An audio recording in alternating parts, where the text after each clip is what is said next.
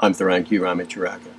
This is Chapter 5 of Theron Q. Dumont's The Mastermind, The Senses and Sensations.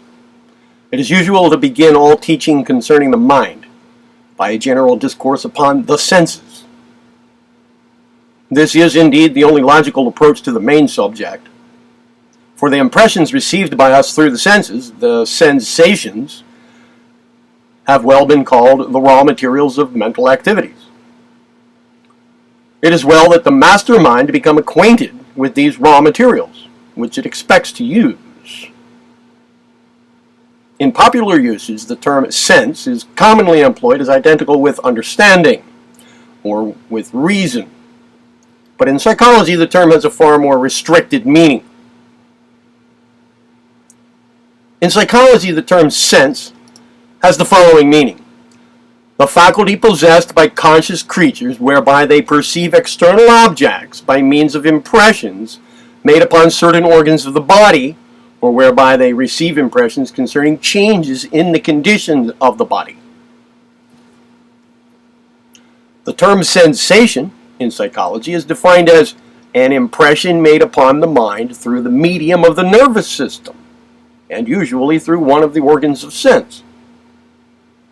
The senses are usually regarded as consisting of 5 general classes, each with its appropriate organism of sensation, as follows. The sense of touch, or feeling. The sense of touch, or feeling, is regarded by psychologists as the elementary sense, the one sense from which the others have evolved, and of which they are, in a way, an evolution. The sense of touch, or feeling, operates by means of certain nerves which have their endings in the outer covering or skin of the body, and also in the internal organism of the body. These nerves report to the mind their contact with outside objects, and in some cases certain changes of state or condition in the body itself. Now, by means of this sense, we are able to become aware of the size, the form, shape, and delight of material objects, of their degree of hardness, roughness, elasticity, etc., of their temperature, and of other physical characteristics by which we distinguish one material object from another by means of respective reaction to our sense of touch or feeling. Now, by means of this sense, we also become aware of changes of state or condition in our bodies, such as thirst, hunger, sexual feeling, and other internal sensations. The mechanism of the sense of touch, or feeling, is composed of many different and varied classes of nerve channels. This being so, the sense of touch is really a composite sense, manifesting diverse activities, principal among which are those of pressure, temperature, muscular resistance, pain, contact, and so on. This diversity of activity is illustrated in the physiology of the senses as follows. A lesion which may cut off the possibility of feeling pain in a given part of the body may leave it still susceptible to sensations of heat or cold. Or the sensations of touch may be present while the sensation of pain cannot be aroused. From this we see that nerve impulses giving rise to sensations of touch, of pain, of temperature, of the muscular sense, must pass upwards to the sensorium by different paths, one of which may be cut off while the others remain. The sense of sight. The sense of sight, regarded by psychologists as an evolution of the elementary sense of touch or feeling, is regarded by the best authorities as the highest in the scale of the evolved senses. It manifests through a most complex organism and nerve arrangement. The sense of sight operates by means of registering the sensations of the intensity of light waves and the color vibrations thereof. The eye does not touch or feel the outside objects in order to see them. Instead, it touches or feels the vibrations of the light waves coming in contact with the nervous matter of the organ of sight. A leading textbook on the subject of physiology describes the mechanism of the organ of sight as follows. Quote, the optical apparatus may be supposed, for the sake of description, to consist of several parts. First, of a system of transparent refracting surfaces and media by means of which images of external objects are brought to a focus upon the back of the eye, and secondly, of a sensitive screen, the retina, which is a specialized termination of the optic nerve, capable of being stimulated by luminous objects, and of sending through the optic nerve such an impression as to produce in the brain visual sensations. To these main parts may be added, thirdly, an apparatus for focusing objects at different distances from the eye, sometimes called accommodation. Even this does not complete the description of the whole organ of vision, since both eyes are usually employed in vision. And fourthly, an arrangement exists by means of which the eyes may be turned in the same direction by a system of muscles so that binocular vision is possible. The eye may be compared to a photographic camera, and the transparent media corresponds to the photographic lens.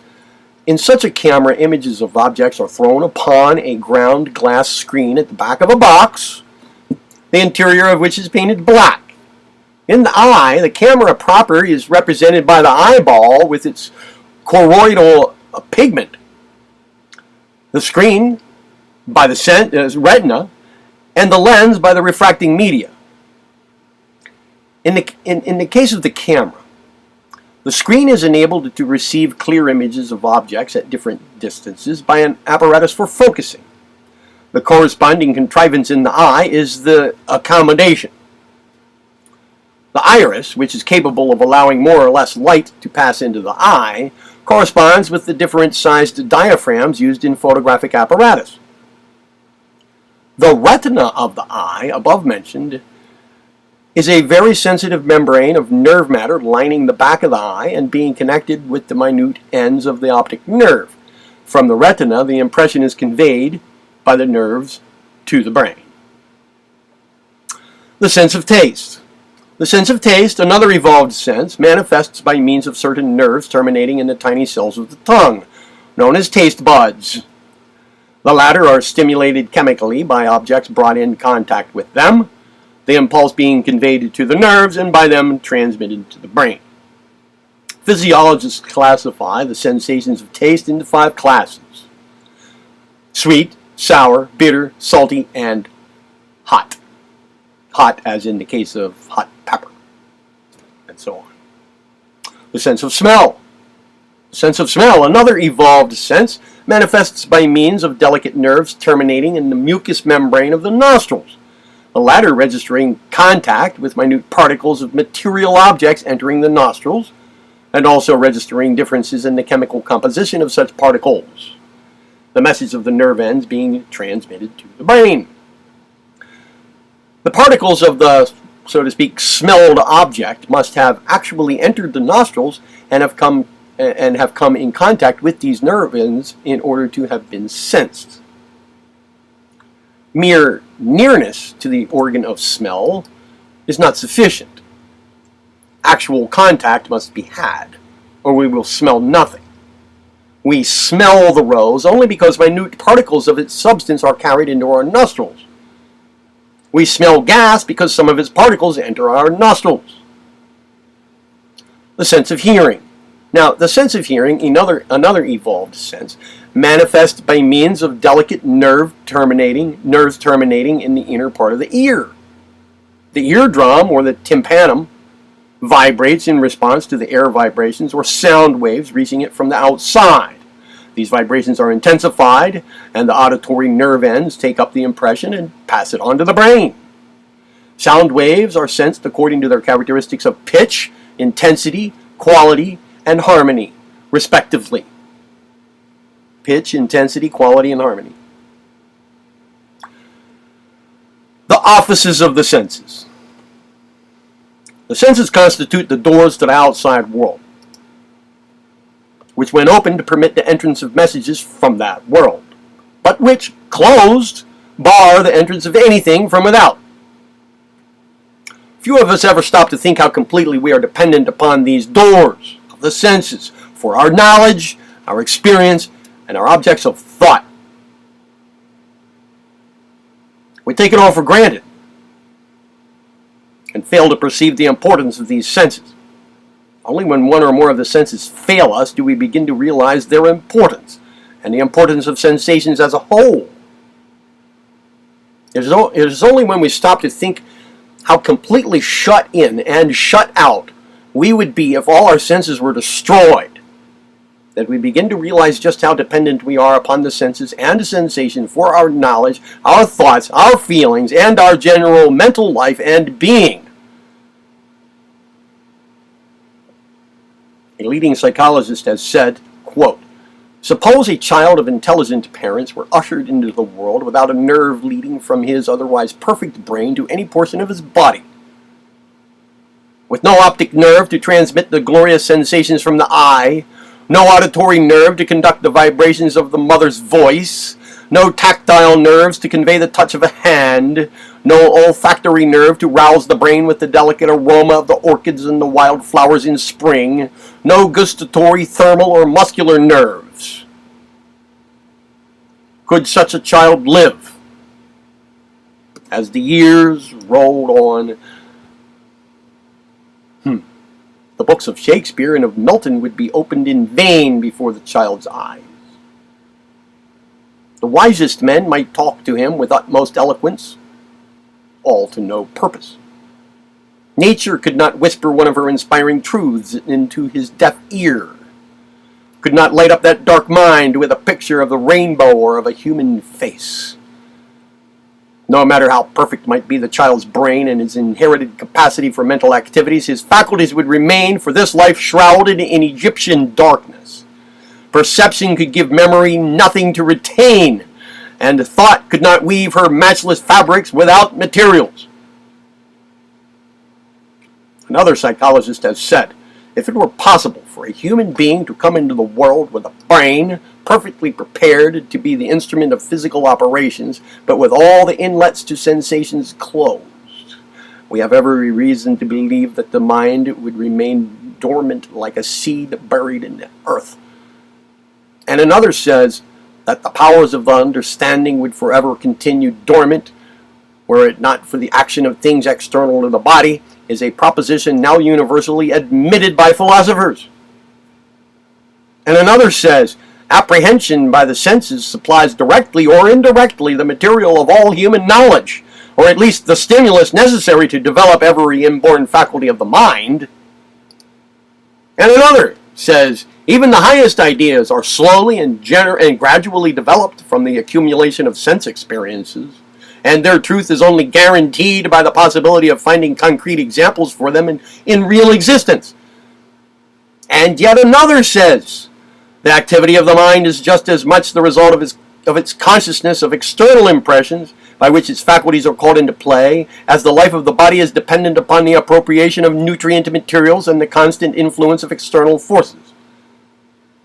And still another says, the senses are the means by which the mind obtains its knowledge of the outside world. Shut out from all direct communication with the outer world, it knows and can know nothing of what exists or is passing there, except what comes to it through the senses. Its knowledge of what is external to itself is therefore dependent upon the number, state, and condition of the sensory organs. In short, psychologists hold that if a human being were born without sense organs, no matter how perfect a brain he might have, his life would be little more than that of the plant. He would exist in a dreamlike state, with only the faintest manifestations of consciousness. His consciousness would not be able to react in response to the impact of contact with the outside world, for there would be no such impact. And as consciousness depends almost entirely upon the impact of, or the resistance to, outside impressions, his power of consciousness would be practically not called into play. He would perhaps be conscious of his own existence, but would probably never realize the fact fully, for he would have nothing else with which to compare himself, and his self-consciousness would not be aroused by the presence and pressure of the not-self. Such a man would not even have the memories of previous sensations, or experiences to arouse or to heighten his consciousness or thought, and consequently, he would have no imagination to use. He would be, to all intents and purposes, a living corpse. Helen Keller had only two doors of sensation closed to her, the sense of sight and that of hearing. Touch, taste, and smell, however, were left to her, and each was quickened and heightened in order to help as far as possible to perform the work properly belonging to the defective senses. Her sense of touch especially was wonderfully increased and quickened into activity, and through this channel her self was finally reached and communicated with by loving friends and teachers. The result in this particular case was almost a miracle. Yet only two senses were missing. To get the full realization of the importance of the senses, one had but to think of the mental state of a Helen Keller deprived from birth of the sense of touch. Arising from the above line of thought is the realization that just as the world of the individual is decreased by each sense subtracted from him, so would his world be increased by each sense that might be added to him. And the daring minds consider it not improbable that the human race, in the course of evolution, may eventually develop other and more complex senses. Even as it is, man is able to perceive only a limited number of sound sensations. There are many sounds above and below his scale that he is unable to perceive, but which are registered on instruments. Likewise, there are light waves below and above the human scale of perception, but which are caught by delicate instruments. And at present, man is unable to sense electrical waves or magnetic waves, though theoretically it is possible for him to sense these vibrations as well as light waves or sound waves, the difference between these various waves being simply that of rate of vibration. Imagine what a new world would be opened to man if he could sense the waves of electricity. In that case, he could see things as far off as these waves could carry. And even though solid objects intervened, just as now by means of an artificial screen he is able to see through solid objects by means of the X-ray. This is by no means a fanciful idea. A leading authority has said if a new sense or two were added to the present normal number in man, that which is now the phenomenal world for all of us might, for all that we know, burst into something amazingly different and wider, in consequence of the additional revelation of these new senses. And another says, it is not at all improbable that there are properties of matter of which none of our senses take immediate cognizance, and which other beings might be able to see in the same manner that we are sensible to light, sound, and so forth. And another says, we know that our sensory nerves are capable of transmitting to the brain only a part of the phenomena of the universe. Our senses give us only a section of the world's phenomena.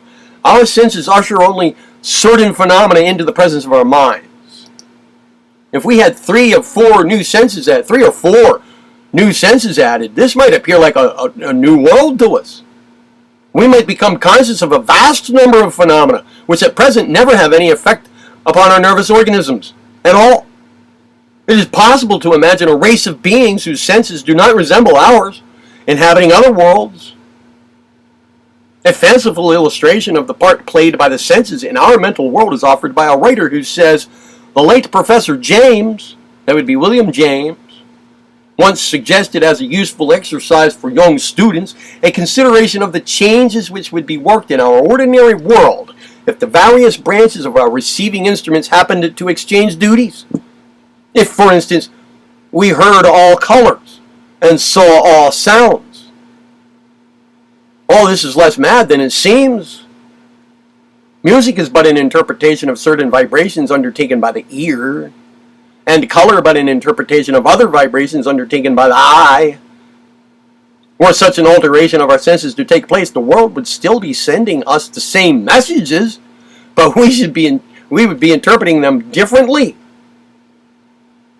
Beauty would still be ours, though speaking another tongue.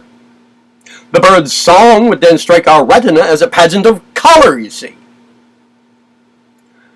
We should see all the magical tones of the wind. Here is a great fugue of the repeated and harmonized greens of the forest.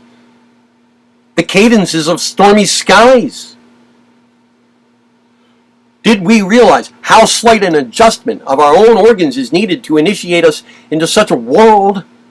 We should perhaps be less contemptuous of those mystics who tell us that in moments of transcendental consciousness they heard flowers that sounded and saw notes that shone, or that they have experienced rare moments of consciousness in which the senses were fused into a single and ineffable act of perception, in which color and sound were known as aspects of the same thing.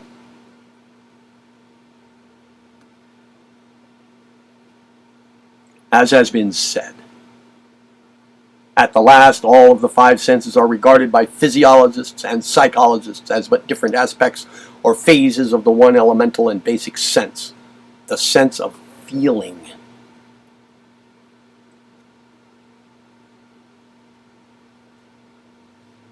This is more fully realized when we consider that all impressions made upon the senses, the organs of sense, arise from the motion of material particles from the outside world, coming into contact with the sensitive portions of the nervous system of the individual. The report of the contact being then transmitted to his brain. As an authority has said, the only way the external world affects the nervous system is by means of motion. Light is motion. Sound is motion. Heat is motion. Touch is motion. Taste and smell are motion. The world is known to sense simply by virtue of and in relation to the motion of its particles.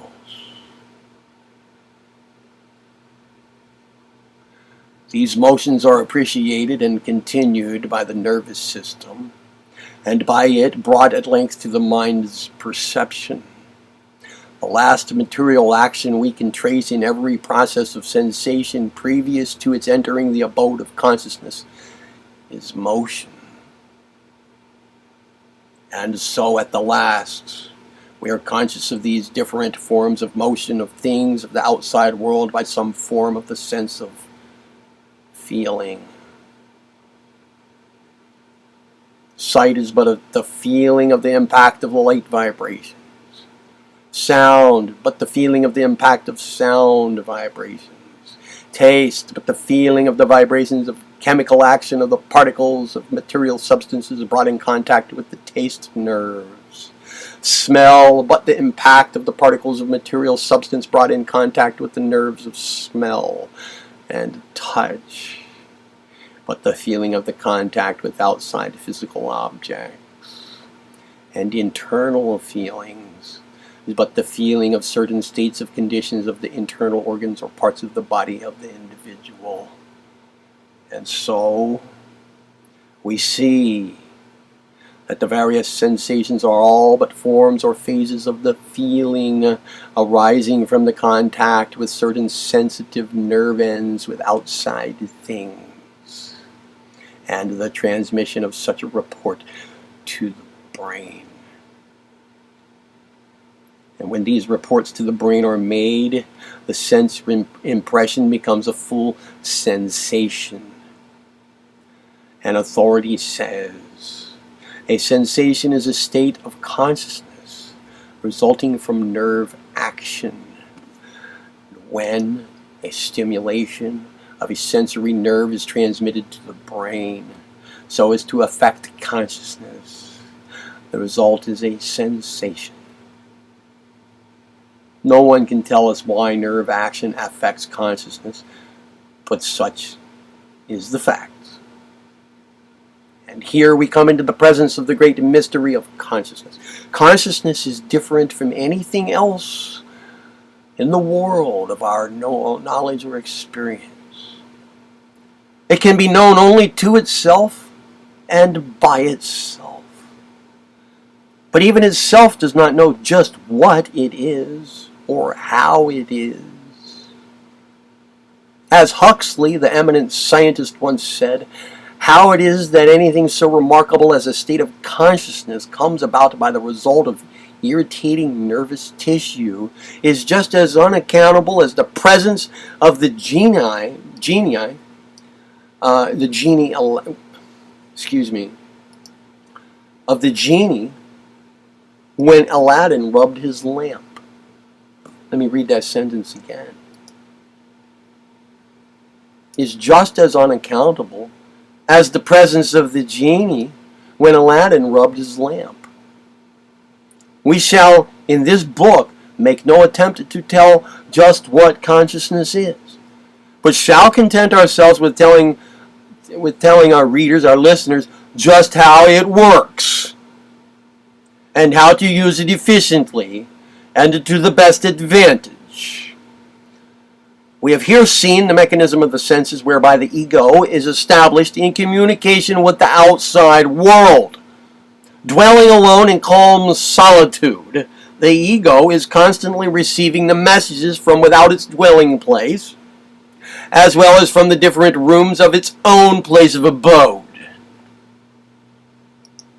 Telegraph and telephone lines run into that central office from all directions. Telescopes and other optical appliances are trained to all points. Heat registering, light registering, sound registering, and motion registering instruments are at hand and in constant use. All these instruments have been furnished by nature for the use of the ego. Or, as some prefer to state it, the ego has fashioned these instruments to meet its requirements. And always remember this: it is the ego who feels, the ego who smells, the ego who tastes, the ego who hears, the ego who sees, not the sense organs which have been described here. And if other channels of sensation are opened up to the ego or by the ego in the future evolution of the race, it will then be the ego who perceives through them. Back of all sensations is the ego, the subject, to which all the rest is objective.